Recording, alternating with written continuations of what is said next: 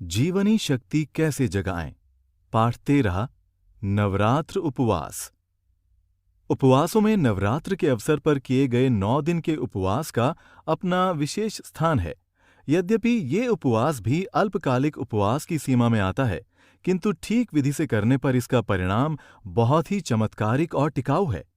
नवरात्र व्रतों की मुख्य विशेषता ये है कि ये मौसम बदलने के अवसरों पर किए जाते हैं।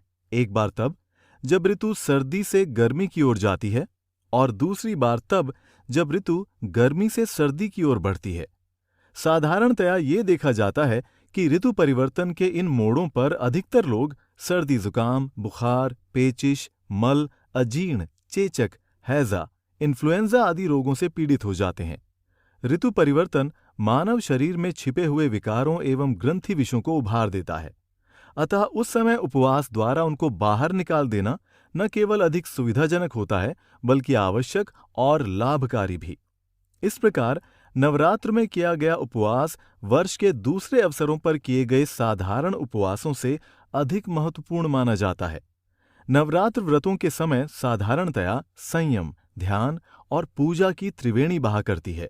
अतः ये व्रत शारीरिक, बौद्धिक तथा आध्यात्मिक सभी स्तरों पर अपना प्रभाव छोड़ जाता है और उपवासकर्ता को कल्याणकारी मार्ग की ओर अग्रसर होने की प्रेरणा और क्षमता प्रदान करता है।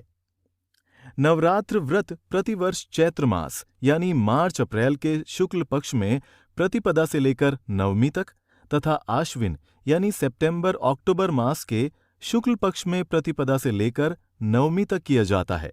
इसमें पहला व्रत राम जन्म के पहले तथा दूसरा रावण वध के पहले पड़ता है।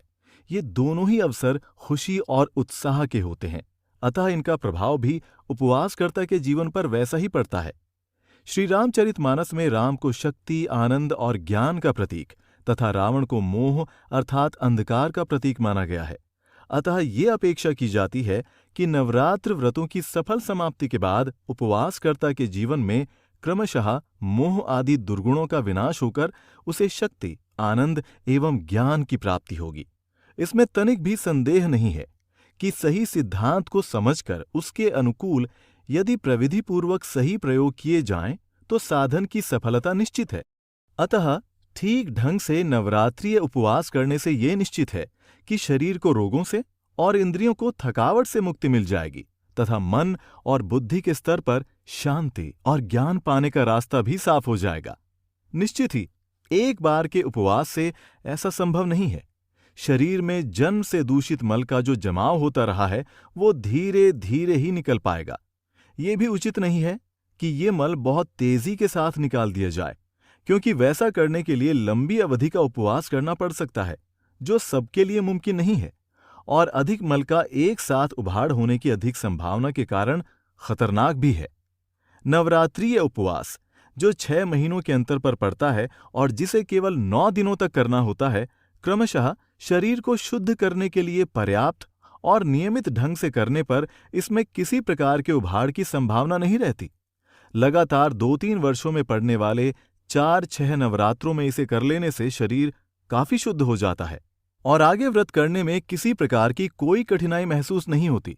नवरात्रीय उपवास एक पूर्ण उपवास है, किंतु इस ओर धीरे धीरे बढ़ना चाहिए। पृथ्वी तत्व वाले आहार को छोड़कर क्रमशः जल तत्व, सब्जियां, अग्नि तत्व, फल और अंत में जल पर नवरात्रीय उपवास करने का कार्यक्रम बनाना चाहिए। केवल वायु पर उपवास करना बहुत कठिन है। ये ना तो सबके लिए मुमकिन ही है और ना आवश्यक ही। इसे तो कुछ थोड़े से अत्यधिक गंभीर आध्यात्मिक साधक ही अपना सकते हैं। ये कठिन तप का मार्ग है जिस पर चलने के लिए सबको प्रयत्न करने की आवश्यकता नहीं है। अतः इस पुस्तक में केवल जल तत्व, सब्जी, अग्नि तत्व, फल और नींबू शहद मिश्रित जल वाले साधनों के सहारे ही उपवास करने की प्रविधि पर प्रकाश डाला गया है। आहार क्रम। प्रत्येक नवरात्र उपवास में आहार क्रम का परिवर्तन आवश्यक है। पृथ्वी तत्व वाले पदार्थों का, जिसमें अनाज और दालें मुख्य हैं, का आहार उपवास काल में बिल्कुल ही बंद कर देना चाहिए। ऐसा ना करने से तो उपवास का उद्देश्य ही समाप्त हो जाएगा। साधकों की सुविधा के लिए नवरात्र के प्रारंभिक उपवास के क्रम में केवल 4 उपवासों का आहार क्रम यहां दे रहे हैं। इस क्रम से उपवास करने पर साधक उपवास काल में किसी प्रकार की कठिनाई का अनुभव नहीं करेगा और वह अधिक विश्वासपूर्वक अगले नवरात्र के लिए अपने को तैयार कर पाएगा। प्रथम नवरात्र। पहली बार के नवरात्र व्रत में अनाज का भोजन छोड़कर दिन में गूदेदार मौसमी फल, जिनमें अमरूद, सेब, पपीता आदि प्रमुख हैं, लेने चाहिए। कोई भी गूदेदार फल दोपहर से पूर्व न लिया जाए, क्योंकि उस समय जीवनी शक्ति मल निष्कासन के कार्य में लगी रहती है। दोपहर के पूर्व आवश्यकता लगने पर फलों का रस, नींबू का पानी अथवा शहद मिला जल ले सकते हैं। दोपहर में थोड़ी मात्रा में कच्ची खाई जाने योग्य उन सब्जियों का सलाद भी लेना चाहिए जो फलों की भांति खाई जाती हैं, जैसे ककड़ी, खीरा, गाजर, टमाटर आदि। रात्रि में लौकी, परवल, पपीता, पालक, चौलाई, नेनुआ, बथुआ आदि जैसी सब्जियों में जो भी मिल सके उन्हें उबालकर खाना चाहिए। 9 दिनों तक इसी प्रकार का आहार ग्रहण करते हुए पहले नवरात्र का उपवास पूरा करना चाहिए। उपवास तोड़ते समय पहले दिन मध्याह्न के बाद पकाई गई हरी सब्जियां तथा रात में थोड़ी मात्रा में अनाज का भोजन ग्रहण किया जा सकता है। 2-3 दिनों तक इसी प्रकार का संयमित भोजन करते हुए पूरे भोजन पर आ जाना चाहिए। द्वितीय नवरात्र। दूसरी बार नवरात्र व्रत करते समय गूदेदार फलों का त्याग कर केवल रसदार फलों तथा सब्जियों के सूप पर ही व्रत करना चाहिए। रसदार फलों में संतरा, मुसम्मी, बेल, शरबत, अंगूर, अनानास आदि फल आते हैं। डाब का पानी भी बहुत हितकर है। सब्जियों में लौकी, पपीता, परवल, तोरई, गाजर तथा अन्य प्रकार के शाकों को उबालकर उनका सूप लिया जा सकता है। इसी क्रम से 9 दिनों तक उपवास करने के बाद सब्जियों का सूप तथा उसके बाद कद्दू पालक की पकाई हुई सब्जी से ये व्रत तोड़ना चाहिए। उसके साथ थोड़ी मात्रा में कच्चे सलाद को भी लिया जा सकता है। सलाद फल अथवा सब्जी किसी का भी हो सकता है। तीसरे दिन से रुचि के अनुसार रोटी अथवा चावल को भी भोजन में शामिल कर समन्वित आहार पर आ जाना चाहिए। अन्न की मात्रा धीरे धीरे ही बढ़ानी चाहिए। तृतीय नवरात्र। तीसरे नवरात्र में सब्जियों का रस छोड़कर केवल फलों के रस पर ही उपवास करना चाहिए। इन फलों में खीरा, गाजर, संतरा, मुसम्मी, अनार, डाब का रस ही अधिक उपयुक्त हो सकता है। यदि रसदार फल उपलब्ध न हो तो पानी में शुद्ध शहद मिलाकर लेना चाहिए। 1 गिलास पानी में 2-3 चम्मच से अधिक शहद नहीं मिलाना चाहिए। उसमें नींबू का रस भी 1 चम्मच मिलाया जा सकता है। केवल फलों के रस पर उपवास करने वालों को कुछ विशेष सावधानी बरतनी चाहिए। जहां तक हो सके उन्हें शारीरिक श्रम कम कर देना चाहिए। फलों के रस पर उपवास करने वालों को भी 9वें दिन सब्जियों के सूप से उपवास तोड़ना चाहिए। 1 घंटे बाद कद्दू पालक की सब्जी खानी चाहिए। थोड़ी सलाद भी ले सकते हैं। अगले दिन दोपहर में फल एवं रात्रि में सब्जियां लेनी चाहिए। फलों अथवा खीरा, ककड़ी, टमाटर आदि का सलाद भी थोड़ी मात्रा में लिया जा सकता है। तीसरे दिन भी यही क्रम अपनाना चाहिए। चौथे दिन 1-2 रोटी भी ली जा सकती है। उसके बाद क्रमशः अपने समन्वित भोजन पर आ जाना चाहिए, किंतु अनाज का भोजन रात में केवल 1 बार ही लेना चाहिए। चतुर्थ नवरात्र। चौथी बार नवरात्र व्रत करते समय भी तीसरे नवरात्र की भांति ही खीरा, गाजर, संतरे, मुसम्मी, अनार आदि का रस लेते हुए उपवास करना चाहिए। रस में भी आधा पानी मिला लेना चाहिए। रस के अभाव में शहद मिला जल लेना चाहिए। दिन और रात में इस प्रकार का रस या शहद मिला जल अपनी आवश्यकता के अनुसार लेना चाहिए। यदि उपवासकर्ता को पिछले उपवास में किसी प्रकार की कठिनाई का अनुभव न हुआ हो तो चौथे नवरात्र का उपवास केवल सादे पानी पर भी किया जा सकता है।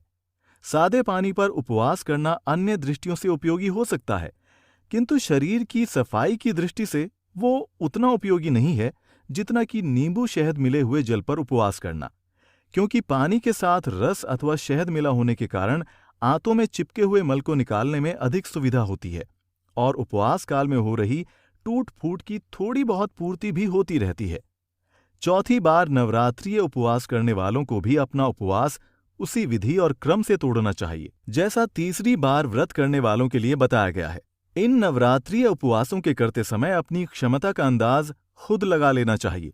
यदि कभी ऐसा लगे कि अगली बार के लिए निर्धारित आहार क्रम के अनुसार उपवास करने में कठिनाई होगी तो पुराने आहार क्रम को ही दोहरा देना चाहिए जिसके आधार पर उपवास किया गया है। जब पूर्ण आत्मविश्वास हो तभी एक क्रम के बाद दूसरा क्रम अपनाया जाए।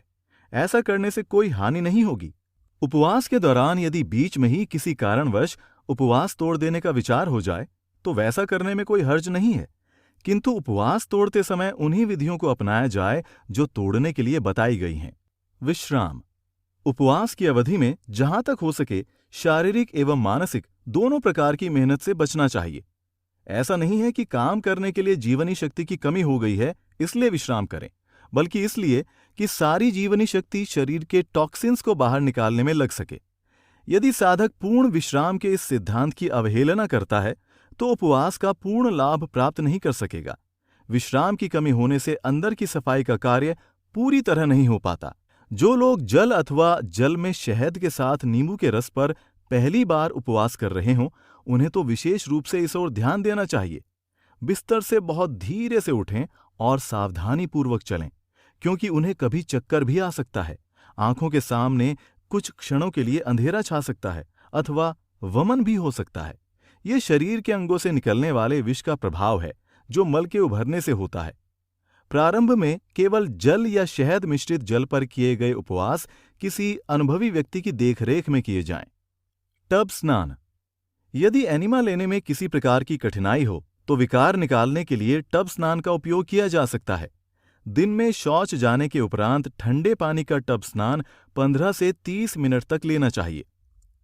पानी से भरे टब में बैठकर नाभि के चारों ओर बाएं से दाएं किसी रोएदार तौलिए से धीरे धीरे रगड़ना चाहिए। टब से निकलने के बाद शरीर सुखाकर पेट को रगड़ रगड़ कर गर्म कर लेना चाहिए। तत्पश्चात 15 मिनट तक कपड़ा ओढ़कर विश्राम करना चाहिए। वातावरण। उपवास के लिए अनुकूल वातावरण अत्यंत आवश्यक है। नवरात्र उपवास आश्रम में करने से अधिक लाभ है, क्योंकि आश्रम में अन्य साधक भी उसी क्रम से उपवास करते हैं। उनसे प्रेरणा भी मिलती है और मन भी चलायमान नहीं होता। घर पर उपवास करने से घर के सदस्य हतोत्साहित करते हैं, जिससे उपवास में अनावश्यक बाधा पड़ती है और तनाव बढ़ता है तथा व्यक्ति उपवास से विचलित हो जाता है। इसके अतिरिक्त उपवास काल में स्वच्छ वायु का अधिक से अधिक सेवन करना चाहिए। सोते समय कमरे की खिड़कियां तो सदैव ही खुली रहनी चाहिए, जिससे शुद्ध वायु का संचार स्वतंत्रतापूर्वक होता रहे।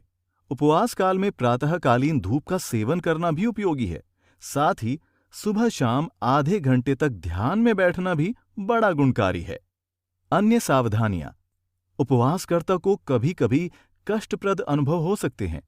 ऐसा तब होता है जब शरीर में विकार की मात्रा अधिक होती है और एकाएक केवल नींबू शहद मिश्रित जल पर उपवास किया जाता है। कभी कभी आलस्य, अनिद्रा, वमन की इच्छा, सिर में चक्कर, बेचैनी अथवा सोते समय बुरे एवं भयानक सपने आदि आ सकते हैं, परंतु इनसे घबराना नहीं चाहिए। ये तो शुभ लक्षण है। यद्यपि विकार तेजी से निकलने के कारण कभी कभी असह्य हो जाते हैं। उपवास तोड़ना। उपवास के प्रारंभ की विधि जान लेने के पश्चात उसके तोड़ने की विधि के संबंध में पूर्ण जानकारी प्राप्त कर लेना आवश्यक है। उपवास करने की अपेक्षा उसे तोड़ना अधिक कठिन है। उपवास तोड़ने के लिए आत्मसंयम एवं सावधानी की जरूरत होती है। एक प्रख्यात प्राकृतिक चिकित्सक की अनुभूति है, उपवास कर तो कोई मूर्ख भी सकता है, परंतु उसे कायदे से तोड़ तो बुद्धिमान ही पाते हैं। नवरात्र व्रत अथवा किसी भी व्रत को तोड़ते समय मन पर पूर्ण नियंत्रण रखना ही उचित है। उपवास तोड़ने के कई दिन बाद तक जो भोजन ग्रहण किया जाए वो पुष्टिकर न होकर शीघ्र पच जाने योग्य और मल निष्कासन में सहायक होना चाहिए। उपवास काल में भोजन पाचन की जिस क्रिया को बिल्कुल स्थगित अथवा बंद कर दिया गया था, उसमें धीरे धीरे ही प्रगति लानी चाहिए। आलू अथवा स्टार्च युक्त अन्य सब्जियों तथा केला, आम जैसे अन्य गूदेदार फलों को उपवास तोड़ते समय अथवा 1-2 दिन बाद तक नहीं लेना चाहिए। सब्जियों में नमक की मात्रा अपेक्षाकृत कम होनी चाहिए। उपवास तोड़ने के संबंध में आहार का जो क्रम प्रत्येक उपवास के लिए निर्धारित किया गया है, उसके अनुसार आहार ग्रहण करने से कोई उभाड़ नहीं होगा। साथ ही उपवास काल में कम हुए वजन की पूर्ति भी शीघ्र ही हो जाएगी। आहार के त्याग के कारण उपवासकर्ता में भोजन की लालसा बहुत बढ़ी हुई होती है। साथ ही उस समय जठराग्नि भी उत्तेजित रहती है, जिससे वो अपनी साधारण खुराक से अधिक खा लेने में डरता नहीं। किंतु इस प्रकार की असावधानी से उपवास का जो मूल उद्देश्य है वो पूरा नहीं हो सकता। ऐसा करने से शरीर के अंदर के जो विकार धीरे धीरे बाहर निकल रहे थे, वे फिर रुक जाएंगे, जिससे रोग तथा कमजोरी से पीड़ित होने की संभावना बनी रहेगी। अतः उपवास के बाद भोजन की मात्रा के बारे में काफी सावधानी बरतनी चाहिए। उपवास काल में वजन का कम होना स्वाभाविक है, किंतु ठीक ढंग से उपवास तोड़ने से उसकी पूर्ति में विलंब नहीं होगा। उपवास के बाद पाचन और शोषण की क्रियाएं ठीक ढंग से चलने के कारण शरीर की ग्रहणशीलता काफी बढ़ जाती है, जिससे टूट फूट की पूर्ति में अधिक समय नहीं लगता। यही कारण है कि अपना वजन बढ़ाने के इच्छुक दुबले पतले व्यक्तियों के लिए भी अल्पकालिक उपवास लाभप्रद होता है।